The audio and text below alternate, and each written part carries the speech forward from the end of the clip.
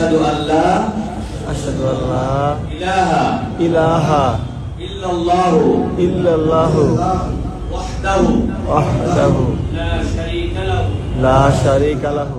ইসলামের সুশীতল ছায়ায় আশ্রয় নিয়েছেন জনপ্রিয় ক্রীড়া সাংবাদিক, বিশ্লেষক ও কন্টেন্ট ক্রিয়েটর দেবদুলাল চৌধুরী, যিনি সবার কাছে দেব চৌধুরী নামে পরিচিত। সম্প্রতি রাজধানীর দারুস-সালাম শাহী মসজিদে জুমার নামাজের সময় কালেমায়ে শাহাদত পাঠ করে ইসলাম ধর্ম গ্রহণ করেন তিনি।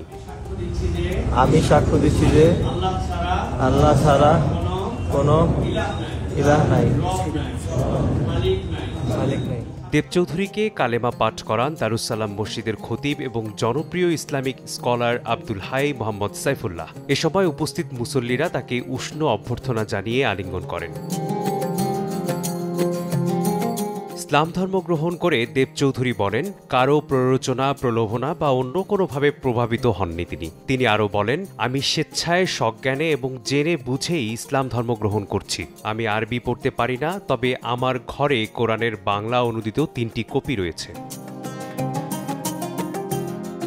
তিনি আরও বলেন, আমি অনেক আগে থেকে ইসলাম ধর্ম নিয়ে পড়াশোনা করেছি। ধর্ম সম্পর্কে জেনে আমি সিদ্ধান্ত নিয়েছি ইসলাম গ্রহণ করব।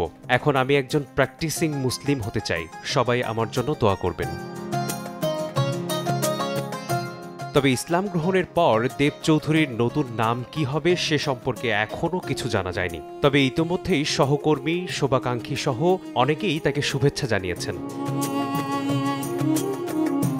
ক্রীড়া সাংবাদিক হিসেবে বেশ পরিচিত দেব চৌধুরী। দেশের বিভিন্ন সংবাদ মাধ্যমে ক্রিকেট বিশ্লেষক হিসেবে সরব উপস্থিতি রয়েছে তার।